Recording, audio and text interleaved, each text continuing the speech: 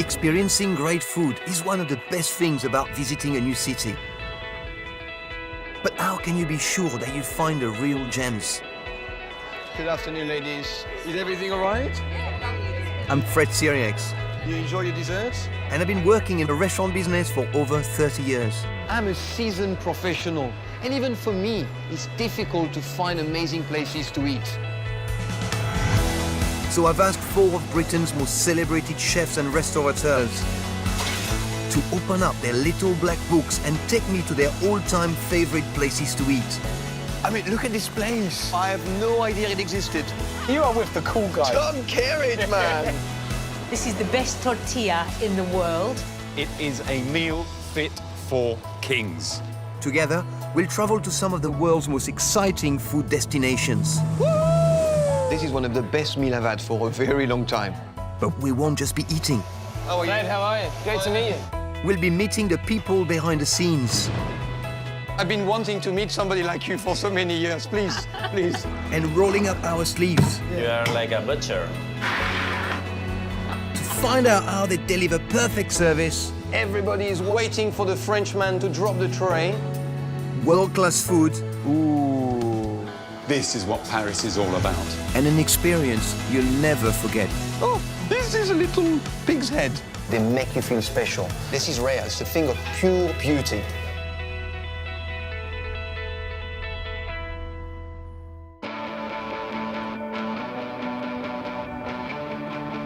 This week, I'm heading to the Scottish capital, Edinburgh. How long's this been on? And my guide will be one of Britain's favorite chefs, Mr. Tom Kerridge. Not too fast, Chief, not too fast. His pub was famously awarded 2 Michelin stars for combining an informal atmosphere with his fine dining skills. And Edinburgh is a city that inspired him when he was starting out. I remember when we first opened the Hand of Flowers, myself and my wife, we never had holidays. And one of our first trips away, we went to Edinburgh for a couple of days and just thought it was phenomenal. Scotland and Scottish produce is some of the finest in the world. Celebrating the best of Great Britain is something that I'm really excited to show Fred. Edinburgh is awash with fresh seasonal produce thanks to its position. Surrounded by fertile countryside that borders the North Sea. There's a bagpiper there. Bagpipes, what more could you want?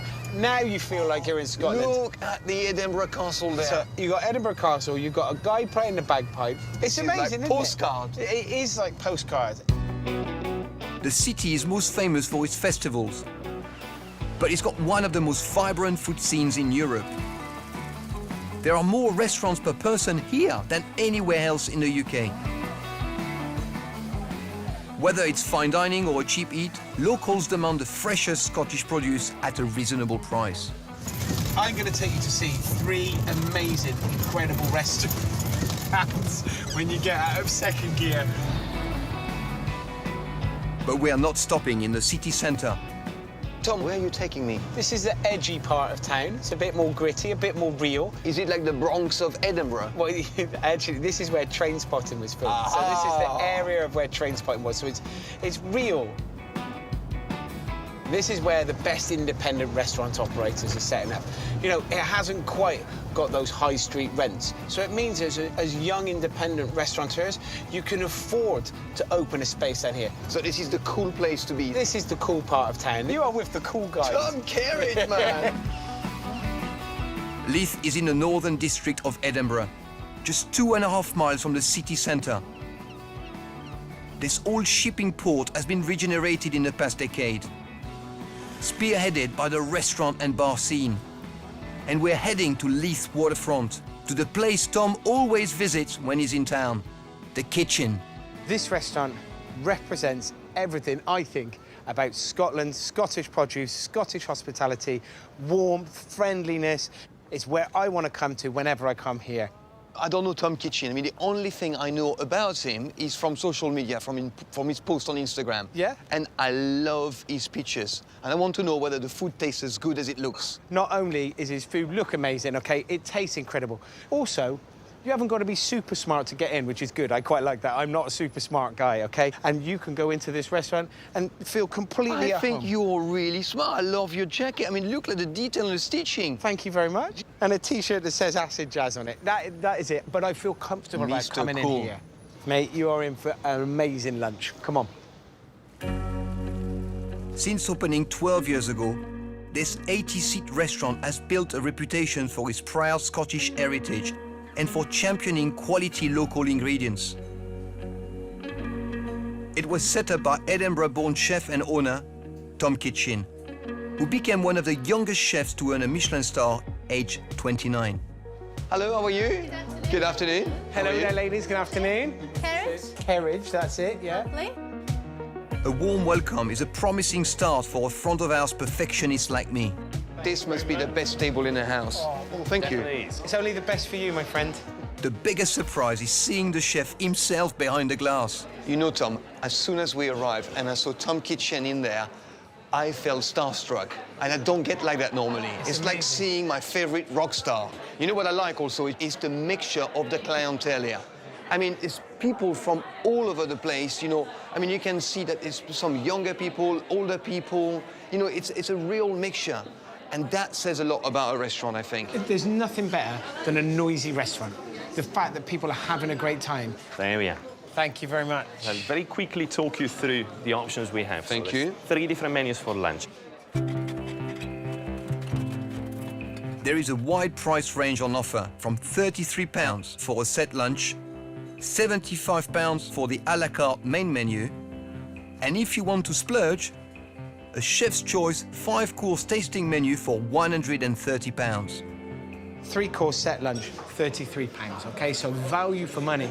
And then there's the tasting menu. See, I like that as well, OK? This is what I'm interested in. Venison, monkfish, halibut, this is what I want to choose. Yeah. A little thing for you here. So at the kitchen, we source everything seasonally, the freshest seasonal produce, and as much as we possibly can from just around us, from the land and the sea around Edinburgh. So there you have a little map that shows you where all this incredible produce come from. Thank you very much. Thank you. Look, cod, turbot, monkfish, squid. The langoustines, the oysters. It's all there, isn't it? From the lobsters caught off the east coast to the Highland deer, you can see where in Scotland everything comes from. If I was to do a map of where my things come from, it would be the whole of Great Britain. It would be my fish from Cornwall, my meat from the West Country, my ducks from up north, my vegetables from East Anglia. Like, it would be all over. Here, this map is just of that space and that space only. Concentration. Yeah, it's amazing. To keep it local and seasonal, we are having game to start, a standard on many Scottish menus. And for the total Scottish experience, I'm pairing my courses with whiskey. And they sent a man in kilt Perfect. to give us some advice about whiskey. I Do mean, indeed. You're having the venison to start off, so we're probably going to look for something rich and oily, something that can kind of cut through the fattiness of the meat, Right. something that's a little bit earthy as well, but a nice kind of woody spice. I'm in your hands. Yeah. Thank you. I mean, that guy knows his stuff, doesn't he? I mean, when somebody comes to your table and talks so confidently and with such knowledge about a product, you just sit there, you listen and say, yeah, bring it on. Yeah. I'll have whatever you tell me. We've all got sommeliers and sommeliers that know loads about wine, and that's really interesting. It's great. But to actually have somebody who has the knowledge of whiskies, where it comes from, it's such an exciting space to be. With 150 different whiskies to choose from, Oh, hello. knowing what to recommend must need specialist knowledge. I love whiskey. But to me, it doesn't look like something that you would normally accompaniment with food. We are in Scotland after all. Yeah. You know, they don't produce champagne or Burgundy or Bordeaux. They No. produce whiskey. This is their staple drink. We've both ordered off the a la carte menu. And our first course is the venison. Using seasonal raw deer, there's a terrine, a liver parfait with bramble and apple, and venison tartare topped with a delicate quail's egg. There we are. That's the venison starter for you. Oh, wow. That looks amazing. I haven't seen food like this for a long, long time. I'm so impressed, Tom. So impressed. This is exactly like the Instagram feed. Only it's better because I get to eat it now. It's a beautiful plate of food. And spread a bit of the tartar on the toast. And the whiskey, it's perfect with it. It's good? Perfect. It's very robust cooking, big, strong flavours. We've utilised the whole of the animal here. This wonderful bit of tartar with the raw meat, which tastes amazing.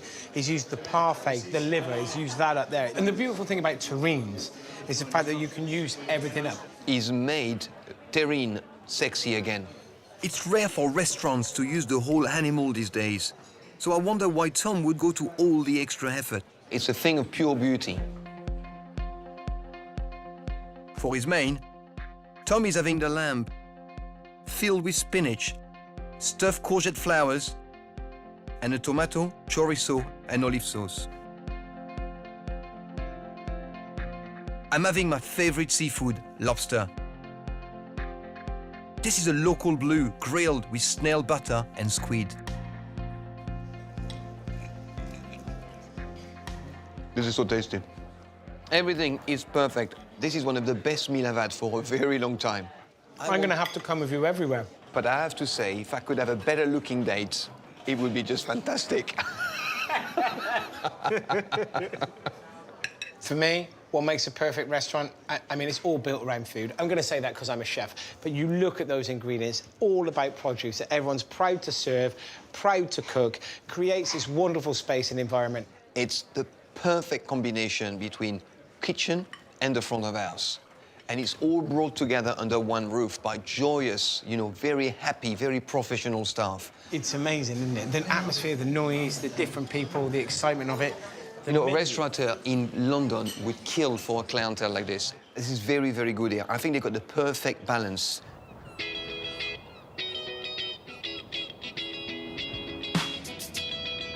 Early the next morning, we're back to join the staff as they prep for lunchtime service. Tom, what an excellent meal we had yesterday. Oh, outstanding, wasn't it? A meal like that is rare. This is rare. Yeah, well, listen, look. This is the back entrance to it. I'm really excited to find out how it all works. Morning. Tom, Yeah.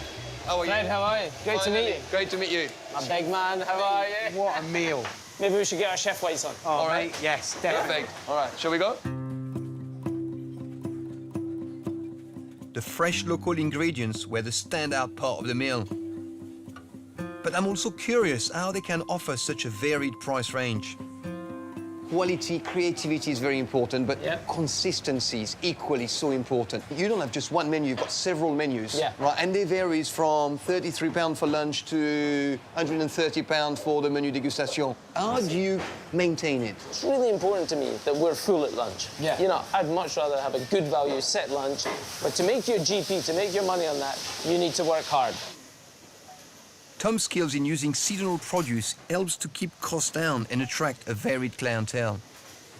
We buy, like, the whole carcass of the roe deer, we break it down with the chefs, and we break the animal up. How many dishes do you get out of that deer?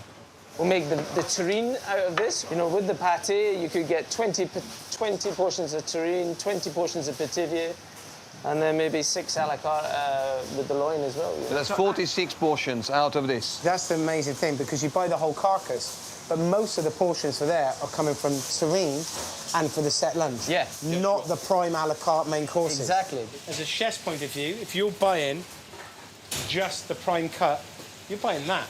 Yeah. And that's it. Yeah. And you're paying top whack money. Yeah, exactly. So if you're buying the whole animal, you're getting it for a set price, so it's the kilo price is the same for the whole animal. You buy that prime cut, you're paying 25, 30 pounds a kilo. I mean, I'm cooking here to have a full restaurant for people to enjoy it and people to come back. So, you know, value for money is massively important. A good plate of food, an honest plate of food is massively important. You know, the Scots, if we don't feed them, they're not going to come back. This knowledge of produce is passed down to all of the chefs here, from the head chef to the most junior, like James, who has just joined the kitchen. So why did you come here? Well, when I looked at the menu online, it was like all the stuff that I'd never even seen before. Really, like, I'd never prepared a rabbit or anything, or a pig's head. So it interests me, and I wanted to see that kind of cooking, how you do that. To ensure they get the best of the best, on top of his regular orders, Kitchen encourages smaller suppliers to come straight to the back door of the restaurant to offer up whatever they have available on that day. This is Tom. Morning, Chief. How are you? Nice to see you. All right. Proper interested to see what's in here. Yeah. It's always a bag of goodies in here. Lewis has a family-run business who supply fish straight from the day boats on the coast, and today he has everything from langoustine to raider clams to a very large fish.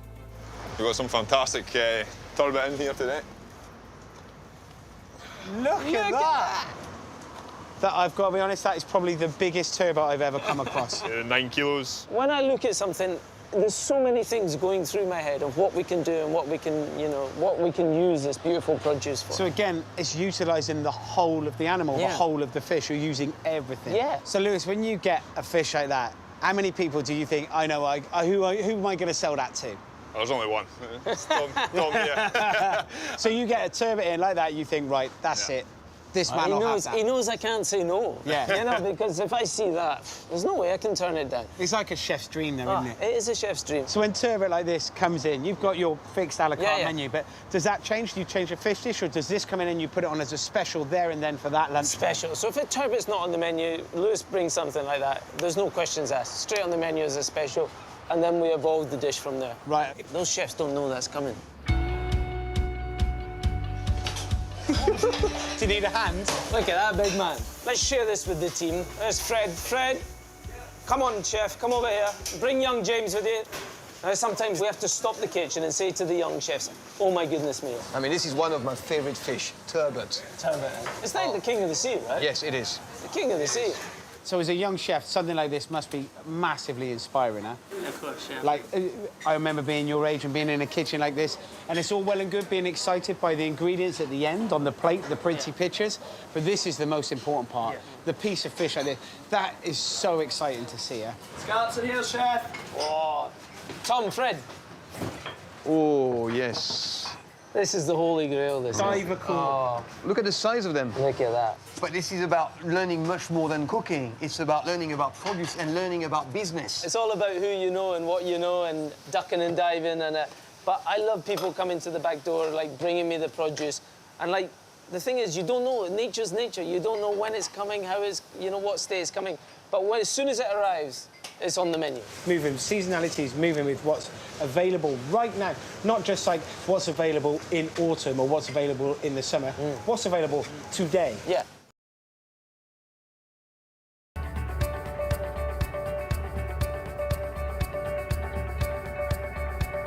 It's inspiring to have these ingredients on your doorstep, and you can't get more Scottish than the seafood.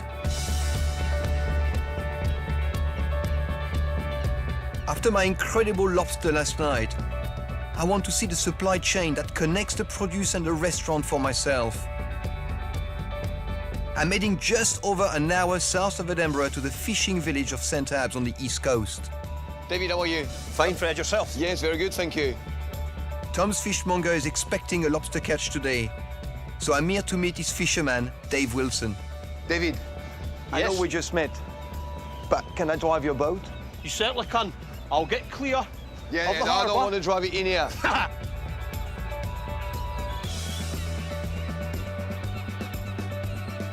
Today we're fishing for lobster using traditional lobster pots known as krills. There are around 1,300 krill fishing boats like Dave's in Scotland. Wow. This is amazing. Great, innit? Beautiful office. Wow. There are over 18,000 kilometers of coastline, so it's not surprising that after whiskey, seafood is the second largest export of Scotland.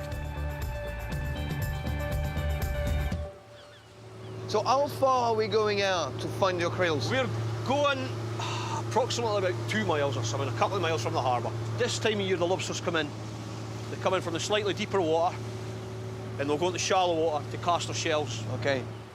Lobster are fished all over the Scottish coast, but most are caught in water less than 30 meters deep. What's the season for lobster fishing? You get into August, September, October will be the main 3 months. Right. Every year's different. If you've had a hard winter, the lobsters could be later. Right. If you've had a mild winter, they could come quicker. Fred, are you wanting a shot at driving the boat? Yeah. Here, well, it's just like a car. All right. Well, my dad says, you know, when you can drive one car, you can drive any, so... Same with boats. Same with boats.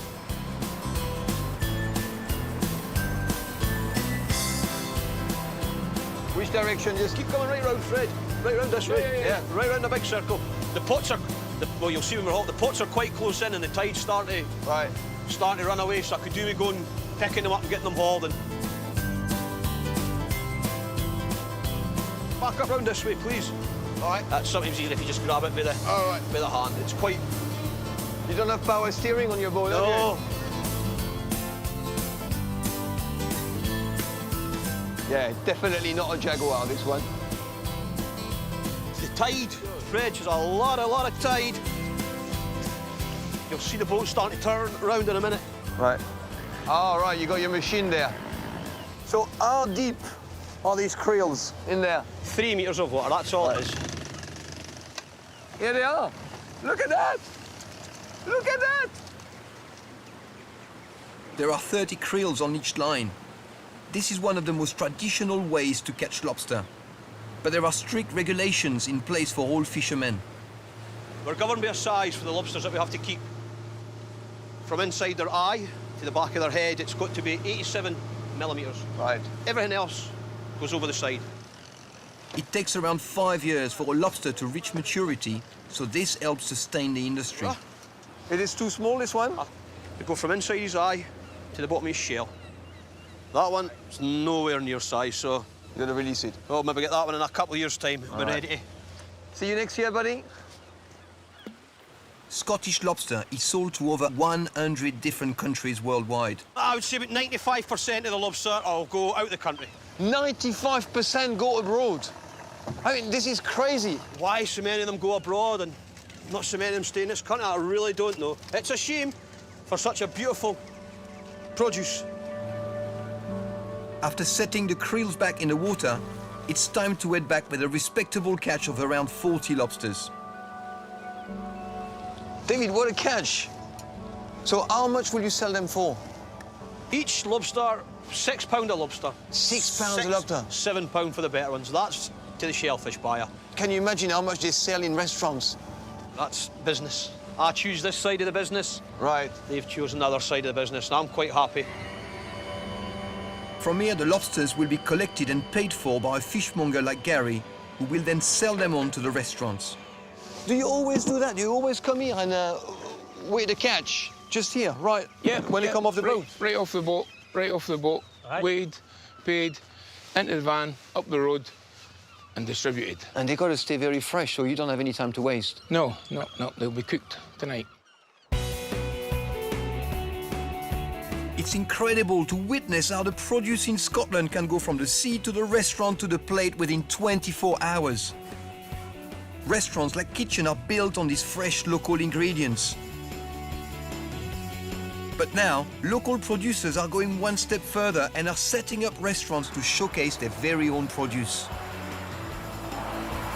Tom, I can't help but smile. We've just left the city. We're in the middle of the countryside. You're wearing camouflage. Yeah. Where are we going? Are Well, we that's going it. to war? Or...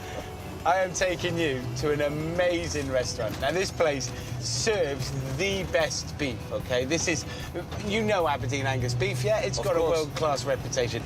You also know Wagyu beef, yeah? Right. Imagine mixing the two together in the Highlands of Scotland. It's delicious. Delicious, my friend. And then the farmer that looks after the beef has then set up the restaurant.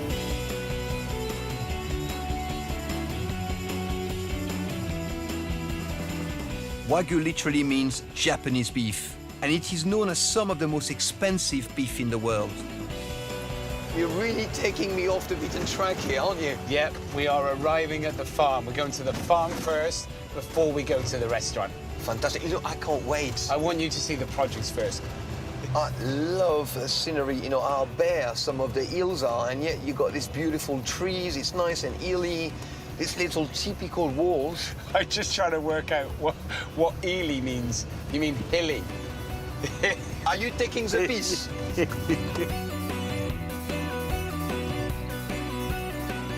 Retired businessman Moshin and his wife Martine came to Scotland from Dubai and started the farm out of their passion for Wagyu.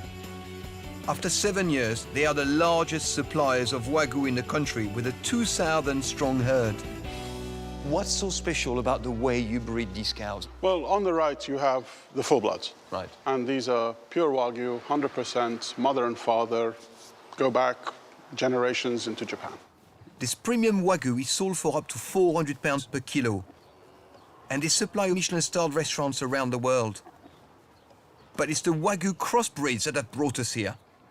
On the left, we have a cross. So they're sired by a Wagyu bull, and the mother is a different breed. Right. So 50-50. Okay. So we use pedigree Angus, we use pedigree Shorthorn, we use pedigree Highlander. We even have a Hereford. We have a Hereford there, look, with white face. Yeah.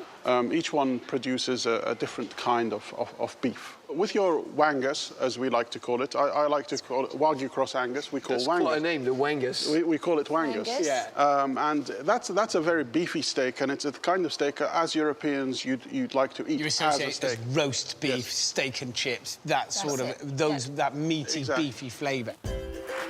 What makes all of the Wagyu special is the extreme fatty marbling, and that takes more than just breeding to achieve. They have a team who know every cow individually and work hard to create a stress-free environment that is crucial to the quality of the meat. And one of the daily tasks is massage. Oh, she likes it. Look, she's moving her tail.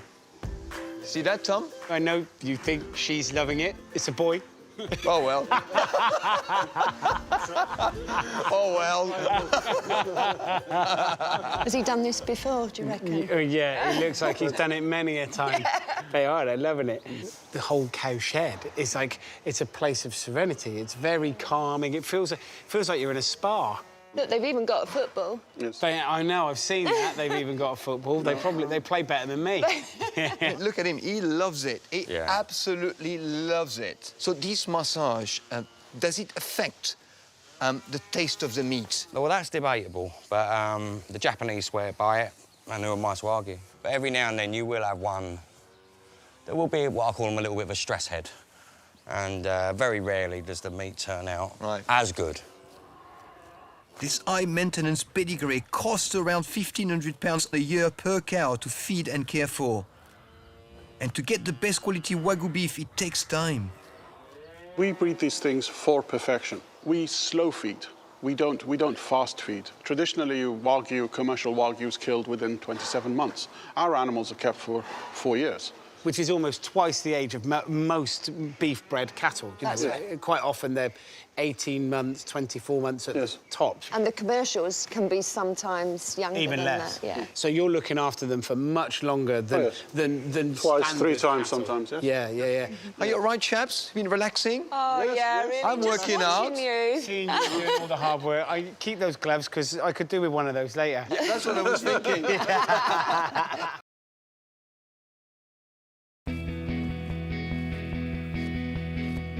I can see how the special rearing makes the Wagyu more expensive, but the real test will be tasting it. Moshin and Martin set up their restaurant 6 months ago, 5 miles down the road from the farm. Their mission was to showcase their beef and use the cheaper cuts to make Wagyu accessible to everyone. So here we are. What a better place to do it than in an old pub, you know, the centre of the community. Well, that'll be it. It'll be interesting to see the connection between Wagyu that's normally seen in top-end spaces being served here, next to the farm, here in the local pub. Straight to the restaurant. Inside, the pub has been converted into a restaurant that now seats 65 for lunch and dinner. This is so modern. Yeah. I didn't know what to expect. It's just, you weren't expecting that from the outside. From the outside, you expect it's going to be like it's an old-fashioned pub. You come inside and look at it. It's amazing. You look at the prices and some of the items on the menu, like Wagyu taco, £5. I know, it's unbelievable, isn't it? This is what's incredible, and this is what they're trying to do. They're bringing Wagyu to the masses. They're bringing it to everybody, and that's great. It's the other things, things like Wag bowl, £12. Wag mac and cheese, £12. Halloum taco. What about the Wagyu hot dog? £8. I'm paying. You pay tomorrow. I'm paying this one. I get it. All right. Do you know what? I'm feeling generous. There are some fun and imaginative dishes on the menu, but I'm going for a classic burger made from Wangus, topped with cheese and Wagyu bacon. And Tom is having the signature wrap, using grilled skirt with roast peppers, chimichurri sauce and tahini in a flatbread. Before the food arrives, there is more to learn about the beef, the cornerstone of this restaurant. How's it going today? It's pretty good, yeah. It's a nice, busy day. So what's the most popular dish that you do? OK, at lunchtime it's burgers, at night it's prime cuts. And Moshe, does he keep a close eye on what's happening? Oh, yeah, we never get rid of him. Really? Yeah. Moshe, what's your favorite dish on the menu right now? The wrap. Really, why? It's the cheapest cut of beef there is. It's the most flavoursome piece of beef there is. What cut is it? Where does it come from? It's the skirt, so Okay. it's the first thing that comes off the carcass. And it's a thing that people have forgotten. Right. Because it's a cheap cut and on normal animals, people don't tend to eat it. Here, it's a very special thing. Although it's a cheaper cuts that keep people coming in, they still offer their premium steaks where I can finally see the fatty marbling that gives Wagyu its special flavour. This is our full blood. It's the equivalent to the Japanese VMS-12. It's the best we produce. It's the highest marble we produce. Next to it is what we call our Wangus or Wagyu Cross Angus. That's your favorite? That is my favorite. I can see why. So how much would be a steak, like, let's say 100 gram? A 100-gram steak of this, if you were to go to a fine dining restaurant in London, you'd pay up to 180 to 200 pounds. So, Chef, is this my burger? This is your burger. Oh, I like that. Are you cooking them bloody or do you cook them well done? How do you cook them? We cook them to medium well. Right. If customers prefer less, we will cook them less. Right. But we prefer a medium well. It allows the fat to render and all the juices to flow through the burger. Because they are so rich, yes. aren't they? What's the difference between this burger and a normal burger? OK, so these are made from the cross animal, but they're a bit bigger. So we put 200 grams of beef. We use another 40 grams of fat. And the fat feeds the beef and makes the moist burger. The key for this burger is to cook it through because of the fat. There is so much fat. Yes. You've got to cook all the fat inside, don't you? Yes, of course. So everything renders down and you get the Wagyu flavor. Right. So it's 20% fat, but it's one hell of a burger. Yes. And that's my cue to get back to my seat. Sorry to interrupt. It's the moment you've waited for. Thank you very Just much. in time for our Wagyu. Look at that, Tom. I'm getting in there, look. Mate, I cannot wait. I am so hungry. And at the same point, I am so excited about eating some of this Wagyu beef. Oh, this is good. This piece of beef is jaw-droppingly stunning. This is naughty food, isn't it? Give us a taste of your burger. It is rich, isn't it? Do you know what? It tastes luxurious. Is probably the best way. It's a luxurious burger. I mean, in terms of provenance, in terms of knowing where your product comes from, it's just next to your doorstep. I have to be honest, I am so happy right now. Both mains under 30 quid. For Wagyu. For Wagyu. But I love that skirt. I love the flavour. Beef. How was your lunch? Oh, my friend, that piece of beef is amazing. Delicious. I mean, what's amazing with that skirt is that it's the cut that nobody wants. Yes.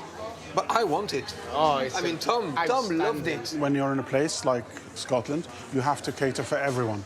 And I think it's something that we need to tell everyone about to understand that these animals you can eat from nose to tail. When are you going to start with a takeaway outside and a drive-through? You should. Huh? You should do that. I would stop. Appealing to a broad clientele seems to be important to restaurants in Edinburgh. But pleasing everyone isn't always easy. At Kitchen, they take the hospitality as seriously as the food. I'm a maître d' by trade, and for me, the guest is king. So we're back to join the ranks of front of house. I was blown away yesterday by the team, the service, and the product knowledge. But of course, this doesn't happen by chance. It's 10 a.m. and they're already doing whiskey tasting. Super smooth. How are you guys? Can I join you? Of course you can. Am I allowed? I'm not wearing a kilt. That's acceptable. What are you tasting? So we've got some single malts from across Scotland. That's lovely. I like it.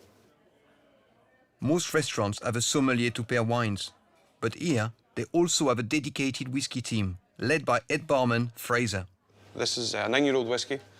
It's been in a Bordeaux cask for its whole life, so we're looking for that kind of nice, rich fruitiness from it. Yeah, it's got a very different colour. With 150 different whiskies on the menu, The team have regular tasting sessions so they can advise on how to pair them with food. Fraser, I hope you don't mind me saying, but yesterday your recommendation was just perfect. When was the first time you ever drank whiskey? How old were you? I was 20, I think. I actually worked and lived in Australia.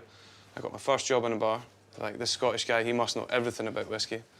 I knew nothing about whiskey. Like you say, people expect you to know everything about whiskey because you're Scottish. And then after that, I was like, I need to learn about whiskey. Whiskey is Scotland's largest export. And with over 128 distilleries in the country, they have to be specialists in their field. I mean, guys, you strike me as being like the SAS whiskey squad of Kitchen, right? How many people are in your squad? There's 4 of us. 4 of you only? 4. How do I get invited in the first place into your squad? You need to be Scottish, of course. I couldn't be there in your squad? No, you could. It just happens just now that all the barmen, we are all Scottish.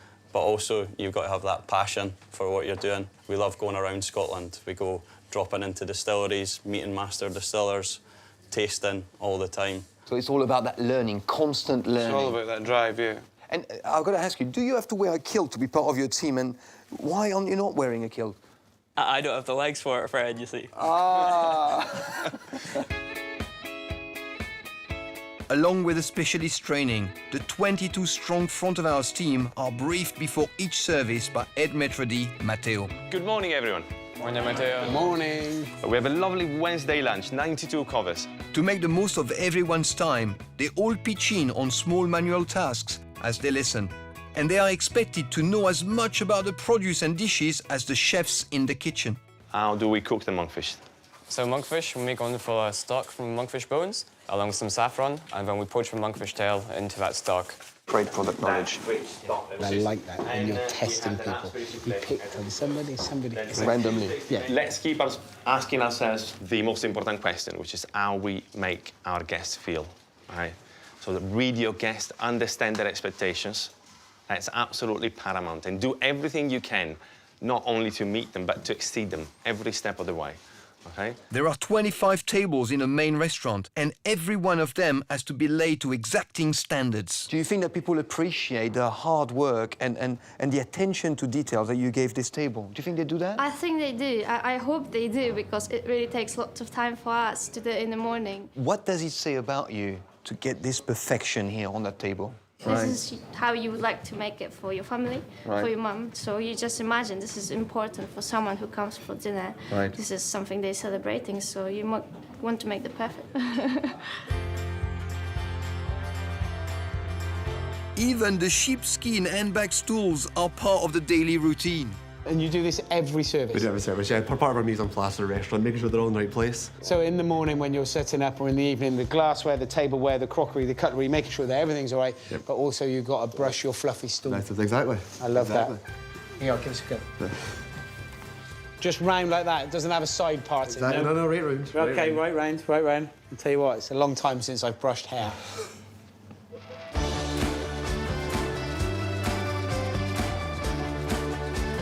With private dining, they seat up to 100 people, and there are 3 full services a day. Keeping so many guests happy isn't easy, especially during pressurized service. So how does head chef and owner Tom Kitching make sure everything runs smoothly? And away 4 cannelloni, we'll do the 4 cannelloni 48. You know, this kitchen is really high volume. Last week they did over 1,000 covers. Their systems have to be perfect. But I've never worked or seen a system where you call, instead of the table number, you're calling the table time. And you want to check at a certain time. Tom, you're running a very different system from the one that I know. You don't call tables, you call time. Yeah, that's right, yeah. We live and die by the clock. So when we call the tables away, I give a specific time. When I say specific, I say, for example, 04. 04, 2 beef, 2 turbot. So everyone in the kitchen knows at 04, that food needs to leave the kitchen to go to the restaurant. I want to know exactly how far they are between each course, because there's nothing worse than too long, too late, and it's all about the team. For me, it's vital that we have that connection with the front of house and the kitchen. Tom, this system is music to my ear. Because for me, as front of house, I don't want to be waiting for the food, you know. I don't want to be in the room, you know, making excuses for the chef. And we've got to know that we are working together. That's so important. Yeah. For me, guys, I need to be in control. I need to know exactly what's happening, front of house, back of house. I need to know where and when it's happening. That clock system is a window into Tom's Kitchen's mind. He's a complete control freak. And that's why the place is so good.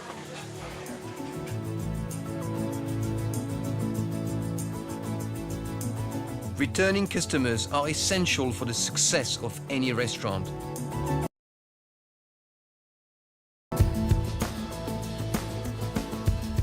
And it's becoming clear that here in Edinburgh, they expect quality produce, value for money, and a warm welcome for everyone.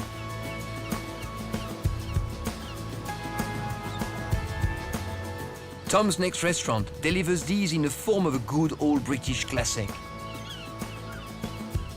I have brought you to the place that is the ultimate fish and chips. So I've been told this by many a chef, that this is a place, and it has only been opened a few weeks. It's co-owned. One of the guys is the fish supplier from all the top restaurants here in Edinburgh, and then the other owner owns the top seafood restaurant here in Edinburgh. So it's the best seafood restaurant, the best fish supplier. It's got to be the best fish and chips, What no? can go wrong? Let's try it. The restaurant is housed in a recently renovated Old New Haven fish market.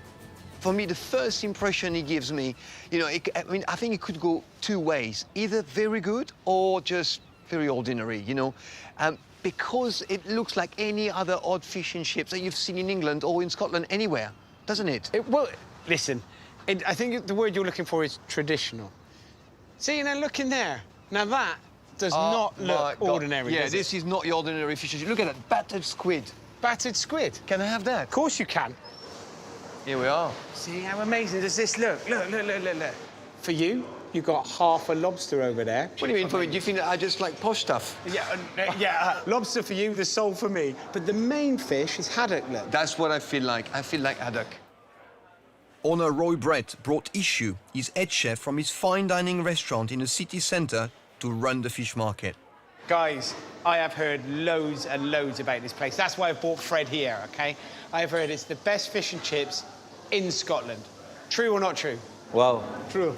True? True. Yes. And how many do you do? What's a busy day? What's the busiest day you've done? 700. 700? Yeah. All cooked to order, all fish dropped in batter and then... Wow. Volume like this is impressive, but how do you deliver perfect fish and chips every time? Come in and I'll show you our chips room. This is where the real work's done, Fred. And it starts with potatoes. My God, Issue, how many bags of potatoes? 1, 2, 3, 4, 5. That's 29 bags. 29 bags? That's there. And how long will that last you? Well, they're gonna last me tonight and tomorrow. Sorry, in well, 2 days. we go through about 300 to 350 kilo of potatoes a day. See, we do potatoes at the Hand of Flowers, and I think, OK, we're super busy there. You go, chips are a big thing that we do. And we do maybe on a busy, busy day, maybe 5, maybe 6 sacks, and that will last us a day and a half, not 30. Tom is famous for his duck fat chips, so he knows a thing or two about potatoes. Right. It's very difficult to get the perfect potato. It has to have the right balance between starch and sugar. Too much sugar, and they caramelize too quickly, and they don't go crispy. Oh. Too much starch, they go really crispy, True. but there's not enough flavour. No flavour. But depending on the time of year, the potatoes can change, so Issue has to test them with each new crop. I've got a bag today, a Spanish potato as well, so I need to try and test it before I'll start using it. Yeah. But with up to 350 kilos a day to peel and cut, this is one part of the process they can leave to the machines. Straight into there, yeah? Yes. On it. All of the potatoes are cleaned in this industrial rumbler. After putting them in with water, it spins them around in a drum with a rough lining to peel a whole bag in just 40 seconds. It's good because you spend so much time here. It's like going to the gym. I know. One sack at a time. One sack at a time. So you don't mind a little bit of skin still on it? No. Or flavour? Yeah. Once they're peeled, they are ready for the industrial chipper. All that it does, you know, you just... So what you do after you cut them into these ones? No, you leave them like this? You don't touch it, you just... It comes Oh, it out. depends the size of the potatoes. So some of them would be shorter, others would be longer. Ishu came over from India 14 years ago and worked his way up in one of the top seafood restaurants in town. I was head chef in Ondine for about 7 years. But what do you enjoy here? Because when you come from the best fish restaurant in Edinburgh, right, and you go and cook fish and chips, it's very repetitive. It's all the same. What do you enjoy yeah, here? You know, it's funny because a lot of people ask me this question. I enjoy seeing happy people. That's it? Yeah. I like to see if they're enjoying the food, you know, after having I know I'm just cooking fish and chips, but I'm pretty sure that if I was just cooking any fish and chips, you wouldn't be coming here as well, you know? Sure. Yeah. But I tell you what, you know, Tom, it must be exhilarating for you to be able to cook 700 fish and chips by yourself. Yeah. Not many chefs can do that. And you can still do it with a smile. This is what's amazing for me. I think that's what hospitality is all about. I am loving my job. I am living the dream. This is so cool. Right, back here doing chips, I love. Shall we go and have a beer while my assistant is finishing the chips? I am quite happy here. You can leave me here all night, my friend. I am, honestly. Sometimes chefs like their own time, you know. Just leave me alone. Exactly Leave them in their cave. Yeah. Bring on those next 29 sacks. Come on. While Tom is left to spot duty, I'm moving on to the batter. Right, so Fred, as I said, you know, we have to make a batter now. The recipe, or you can say a secret, to make a right batter, you always have to use the cold water. Am I okay with the technique? Yeah, go for it. So far, so good. Keep going. Okay. Ishu dedicated weeks to testing the batter to figure out the perfect formula. All right. I'll show you how we measure the consistency of a batter. You have to close the hole. You fill it up, and then you just time it. It should take 18 seconds. To empty? To empty, yeah. You want to start? Yeah, go.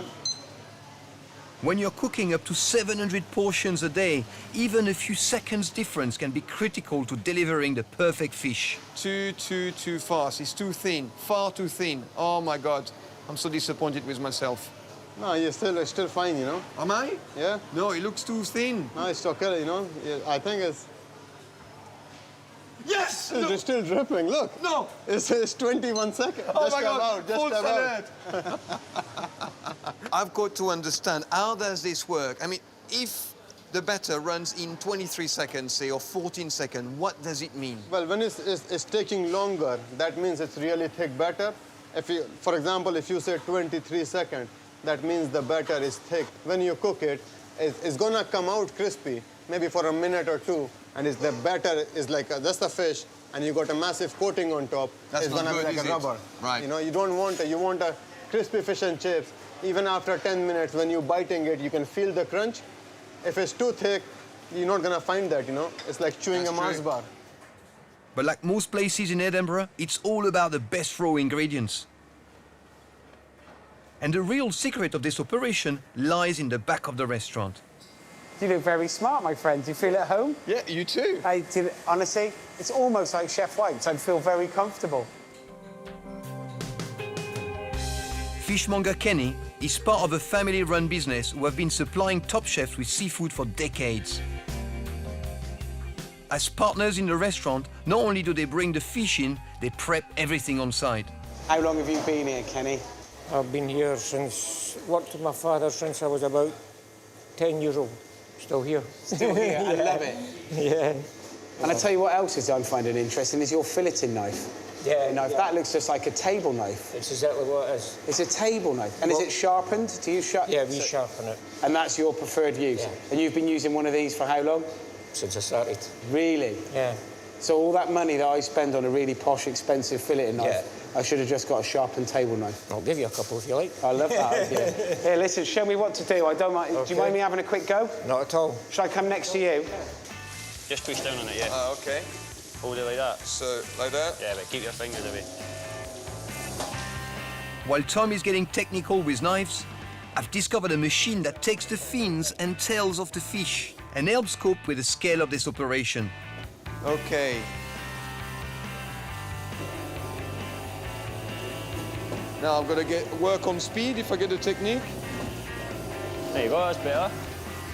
And then what do you do? Take the head off. Behind the lug, behind the wee fin bit, and just straight across. Just behind that one? Hold the head, keep your finger away from it. There you go.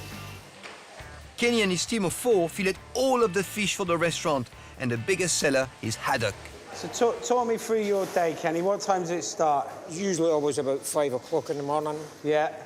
And you finish at what time? Probably about 8 o'clock, 9 o'clock at night. No, really? And you do how many boxes of this a week? A day? Oh, about 15 boxes. A box, you're talking about these small ones? No, the big fish boxes. Yeah, so 3 of these to a 3 box. of these to a fish 15 box. to about 40 to 45 of these small ones. At least, yeah. A day? Yeah. Just of haddock? Yeah. Many places use fish that is frozen at sea before making it to the restaurants. But here, it's local Scottish fish, so it's as fresh as possible. Where does the haddock come from? Is it day boats? The boats that we take this fish from would probably be out a couple of days. Right, OK. You know, they go out for a day fishing, the fish on the grounds for maybe a day or two, and the fish on the way back in. So the fish is a day old? That's it?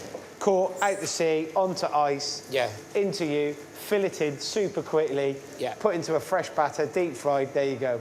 That's it. What more could you want? All for £7.50. That's it. You OK with that knife, Chief? Well, you know, I don't want to cut my finger. Yeah. So, how do you find that in the heads? I find it very difficult. I mean, it's a job, it's a real skill, you know. You've got to be doing it and doing it and doing it to be good at it. And I can see I'm struggling. But what looks like, I mean, this looks like a large amount of fish, right? But that's not a large amount of fish. No, it's just that's a couple of minutes work there. That's a couple of minutes work. That will fill maybe two tubs, each skinners, what you were using over there. 2 tubs? Maybe 2 tubs, yeah. On top of the fish market, the team are also doing orders for the other restaurants and their shop next door. So they have to be fast and efficient. How many heads of haddock do you cut off a day? Thousands. Thousands? Thousands. Yeah. Yeah, Tom. I'm feeling so proud, Tom. And you should be, Fred. We've done all this fish, and now we're going to cook it. Now we've got the fish, it's time to face the customers and join issue at the counter. Hi there. What can I get for you? Yes, my friend. Chips are here. Tom's back on potatoes, where they have perfected their cooking technique for the ultimate chips. Big jug full. You get Load up a basket. Yeah. First, the potatoes are blanched in oil on a lower heat for 7 minutes to cook them and get rid of the steam. Then they are fried on a high heat for exactly 2 minutes and 10 seconds to crisp the outside. Perfectly crispy chips. Yeah, that's the one. Easy. Easy. Very exact science, then. Yeah, an exact science, for sure. The volumes that these guys are doing, it's like a constant movement. We've got 1, 2, 3, 4, 5, 6. We've got 7 fryer baskets on the go all the time, OK? So we're blanching on 4 and then crisping up in 3 of them. And it's a constant process. I can't imagine what this is like on a Saturday night. Mental, chef. Mental. That's Mental. the only way to describe it. They are open from 11 a.m. to 10 p.m. every day, and we are about to experience the early evening rush. I've got some haddock here. It's ready. Do you want it? Do you want it? Do you want some haddock? Do you want some haddock? Right, I've got 4 haddock issue. Ladies, this is my first fish and chips ever. It's very nice. Look at that. That's yours. Oh, wow. That's yours. You're happy with that? That's Is this exactly light fine. enough? Yeah, that's perfect. And then the batter? The batter, yeah. Right, ladies, it's cooking. It's bubbling. It looks beautiful. Are you okay, Tom, there? All good, my friend. Not under pressure? No. I'm all over this chips. There's 1, 2, 3, 4, 5 different baskets of chips going on. Your haddock is almost ready. Give us 3 minutes. Is a big skill, this. Being able to talk to people, concentrate on what you're doing. Sure. Normally, as a chef's point of view, you can just focus. Well, issue, this is not easy, is it? Well, With it's both not. cooking and looking after the customers like this. This is amazing. The cooking bit, I love. The Fred bit of talking, the conversation, I don't know how you cope with it. Well, as I said, you know, it's all about hospitality. I mean, if I've got a passion for it, I can do it. Otherwise, it's not an easy job. You know, the best thing about being here is that you don't actually do 2 things at once. You do 3 things at once. You cook, you look after the guest, and you're also sharing. You are doing business. You are selling. Yeah. This is it's definitely unique. This is brilliant. That's a skill you need to upsell stuff, you know. And it's all about the enthusiasm, because this job, hospitality, is all about enthusiasm. It's all about your rapport with people. If you don't have the ability to connect straight away here and then, you're out of the game. After seeing the effort that goes into making this simple but perfect fish and chips, we can't wait to try them. Thank you, Tom. Yeah, thank you. Okay. Tom has gone for the large classic haddock and chips. And I've pushed the boat out and added some extras of crab claws, monkfish, and battered fried squid. How much are you looking forward to this? Oh, tell you what, we haven't stopped, have we? Do you know what? That place in there is a machine. It's a beast. Heaving. So busy. And constant as well. Just relentless, relentless. It's true. You ready for this? Ooh. This one? Cheers, this is Tom. the dream. Cheers, my friend. Listen, what's more romantic than this? Hey? Fish and chips, that view, the sun going down, the sea, the sound of seagulls, a Frenchman. That's it. I'm living the dream. Oh, you've made it. Look, here, mushy peas, amazing. You've Oh, got I to love have some mushy of those. peas. Mushy peas, fantastic. Garlic mayonnaise, my friend. Yeah, I mean, I don't go anywhere without garlic mayonnaise. Why you would know you? me. The batter is so perfect. It's beautiful, it's light, it's crispy. Because I tell you what, when the batter is too thick, I don't want to eat it because I think it's too unhealthy. But this one, I want to eat it because it's tasty, right? It's just covering the fish. It's just thin That's enough it. cover. You can still see the fish through That's it. You it. know, it's beautiful. It's really crisp. It's delicious. Just covering the fish. It's exactly that. This is what Great Britain is about. This is what great British food should be. It's absolutely stunning. Simplicity, good cost, value for money, and all done with a big smile. Do you know what else I think makes this such a unique and special place? Is that we're right here. There's the fishing port. We've seen boats come in. There is the fishmongers, and that's the fish and chip shop. It's true. Like, he's there getting his fish from right next door. Kenny's there filleting it for him all night long if he needs him to be. The fish is ready, prepped, straight there, into the batter that you've made and into the fryer. I mean, you know, the good thing here is we are in Scotland. We're having the best fish and chips. You know, we've got the sea there. This is where the fish come from.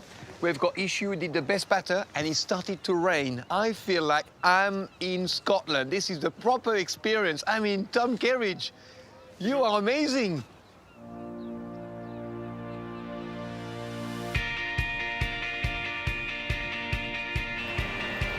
Tom has shown me some amazing restaurants in a city that has to work so hard to keep their customers happy. This was a fantastic trip. It's an eye-opener for me to think of all this produce here right on our doorstep, here in the UK. I didn't quite expect, and that I've been most surprised by, is that connection that the restaurant has directly to the produce. The fact that the fish market is right next door. Everything is just right there, so close. There's a real connection to where all that wonderful, wonderful food comes from. But what I really loved was that from the pricing to the front of house hospitality, all of these restaurants made everyone feel welcome. And that's worth coming back for. Next time, I'm in Paris with my old boss, Michel Roux Jr. Paris has most definitely got it, and got it in buckets. He'll show me his favorite places. It is a meal fit for kings. To indulge in classic French cuisine. We're here in Montmartre and we're arguing about a ham sandwich. Yeah, but I'm right.